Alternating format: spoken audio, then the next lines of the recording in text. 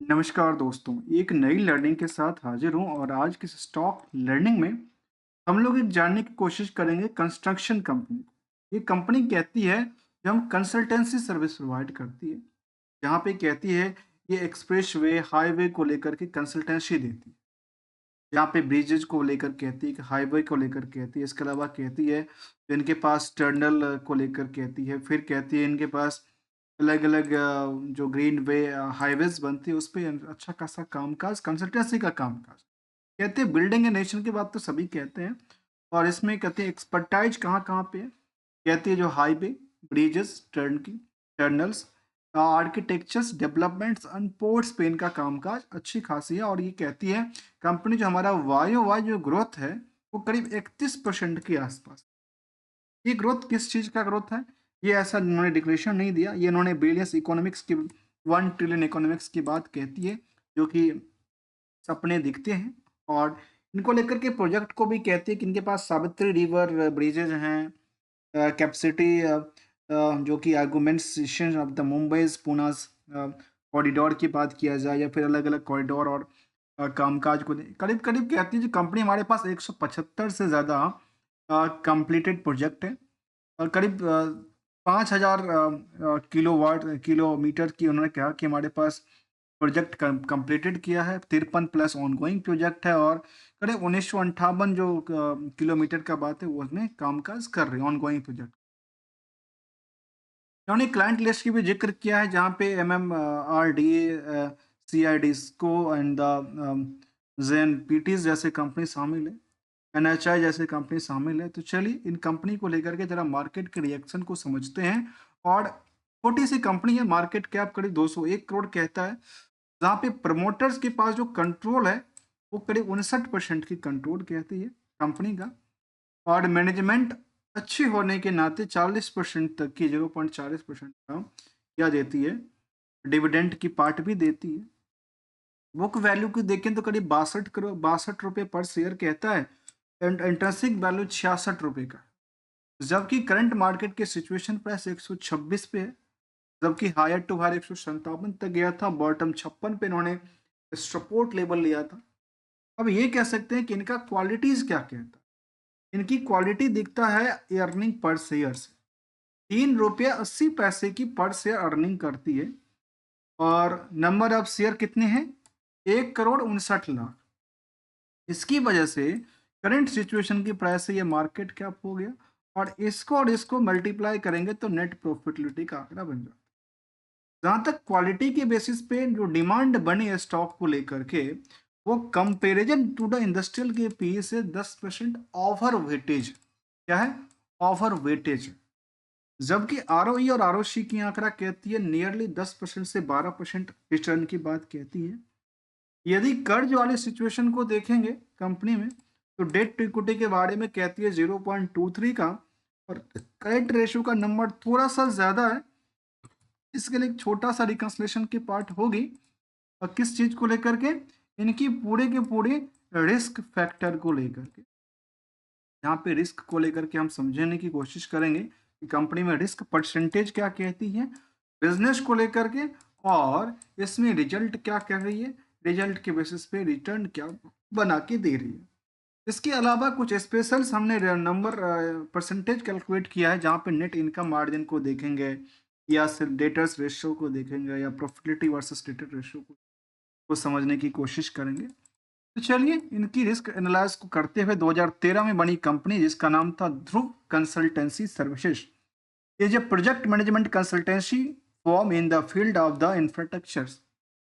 का कामकाज है कंसल्टेंसी सर्विस प्रोवाइड करना। चलिए इनके जिन उन पार्टों को जरा समझें, तो हमने देखा कि रिटर्न के बेसिस पे जो मार्केट की डिमांड कहती है, उसमें लगातार इसमें एक नई रेजिस्टेंस क्रिएट करने की प्रयास हमेशा किया है। लेकिन अच्छे खासे पैसे यहाँ पे बुकिंग भी हुआ है और अच्छे खासे पैसे क्रिएट भी हुआ है। इनकी जो कहती है किस्मत, उसके अकॉर्डिंगली यहाँ पे देखा गया कि मार्केट में नई नई रेजिस्टेंस क्रिएट करती नजर आती है। क्या लगता है कि अभी ये ब्रेकआउट करने के सिचुएशंस में?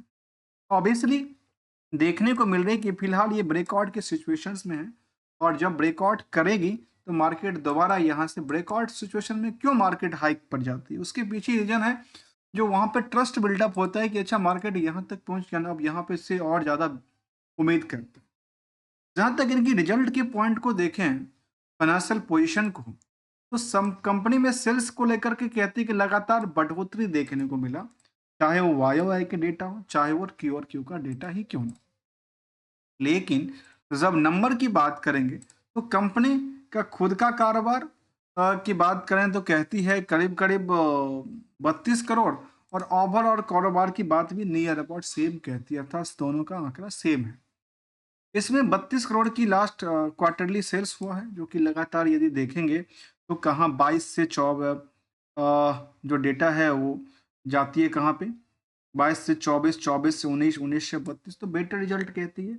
ऑपरेटिंग प्रॉफिट मार्जिन भी लगातार बढ़ती नजर आई है, लेकिन इसको सितंबर के डेटाबेस में, सितंबर 24 डेटाबेस नहीं कहते, सितंबर 23 का डेटाबेस नहीं आती है, वो क्या है इसको, जबकि स्टैंडअलोन डेटाबेस में यदि हम देखें तो सितंबर का डेटा साझा करती है।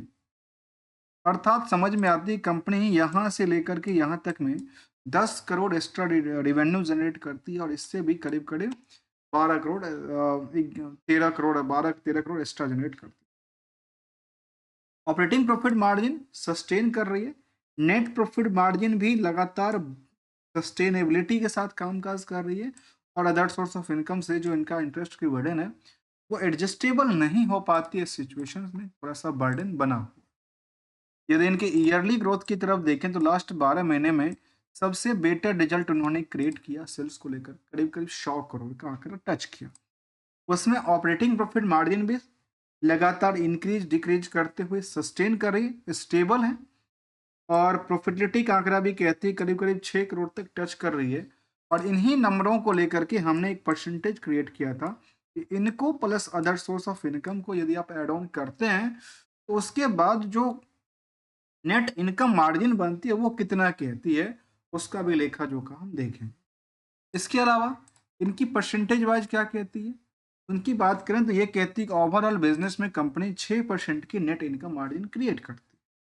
अब आते हैं इन दोनों पार्ट, इसके लिए रिस्क देखना जरूरी है। तो रिस्क के लिए जैसे हम रेशियोज को देखेंगे तो कंस्ट्रक्शन बेस्ड कंपनी में हो सकता है 3-4 महीने की टाइम फ्रेम लगता है, और यहाँ पे देखा गया कि 107 दिन का टाइम फ्रेम था इसको मार्च तक की डेटाबेस में। लेकिन बैलेंस शीट यदि सितंबर को देखें तो कंपनी 3 करोड़ से ज्यादा, नियर अबाउट 3 करोड़ का लोन क्रिएट किया। लोन लेने के पीछे वजह क्या थी, लोन लेने के पीछे जो वजह लग रही है, जो क्या इनका क्या हुआ, तो इनके देखने को ये मिली जो उन्होंने शायद अपनी लायबिलिटी को भी पे आउट किया है, और लायबिलिटी को पे आउट करते हुए इन्होंने ये दर्ज किया इनकी जो एसेट्स थी उसमें भी डिक्रीज देखने को मिला, जबकि इनके पास कुछ यदि इनका यूटिलाइजेशन भी हुआ होगा तो शायद यहाँ पे इन्होंने अपनी प्रोडक्टिविटीज में यूटिलाइजेशन किया होगा, क्योंकि अदरवाइज कुछ पार्टों को तो पेमेंट भी किया है। या फिर ट्रेड रिसीवेबल करीब 22 करोड़ के आसपास देती है। इसके लिए यदि नंबर को देखें तो हमने एक कैलकुलेटेड डेटा लिया कि आखिर डेटर्स रेशियो क्या कहते हैं, तो नियरली 23% के डेटा के। यदि आप डेटर्स वर्सेस प्रॉफिटेबिलिटी का आंकड़ा देखते हैं तो प्रॉफिट बेस पे 381% की डेटर्स खड़ी है। तो वो क्या कहती है, वो आपको एक रिस्क दिखाती है, जो इसका रिस्क फैक्टर 4 महीने की रिस्क है, और हाथ में मिला है कुछ पैसा नहीं, ओनली ऑन बुक वैल्यू की बात करें। यदि निवेशकों के इंटरेस्ट की तरफ देखें उससे पहले यदि हिस्टोरिकल परफॉर्मेंस लेवल को देखें तो ये दिखती है कि यहाँ पे कंपनी में सेल्स बढ़ी है, प्रॉफिटेबिलिटी लगातार बढ़ी है, स्टॉक प्राइस में लगातार जंप देखने को मिला, और निवेशकों के इंटरेस्ट माने तो छोटी सी कंपनी जिसका मार्केट कैप 201 करोड़ कहती है, उनमें एफआईआई ने अपनी 2% से ज्यादा होल्डिंग को क्रिएट किया है, कंट्रोल लिया है। अर्थात कह सकते हैं कि 59% के आसपास प्रमोटर, 2% से ज्यादा एफआई, और आम पब्लिक के पास से पूरा सा 1% शिफ्ट करती हुई नजर आती है, और 5700 से ज्यादा यहाँ पे कंपनी में निवेशकों का इंटरेस्ट रहा है। Comparison with the peers company, GMR airports, SJVN और राइट्स जैसे कंपनी भी शामिल है। वहां पे इन सभी कंपनियों की कंपैरिजन जो पी रेशियो कहता है वो यहाँ पे निवेशकों का जो जमावरा है वो कहती है नियर अबाउट 10% एवरेज से ज़्यादा ही कहता है। और इसी के अकॉर्डिंग यदि आप इनकी पार्टों को देखें तो लगातार कंपनी में अच्छी पोटेंशियल्स बनती है कंसल्टेंसी सर्विस को लेकर के, जहाँ पे वॉल्यूम बहुत ज़्यादा नहीं आता, वॉल्यूम बहुत काफ़ी कम है मार्केट में। वहाँ पे प्रोजेक्ट अपडेट को लेकर के लगातार अपडेट दिया है कंपनी, तो इनके पास प्रोजेक्ट लगातार मिलती न जाती है।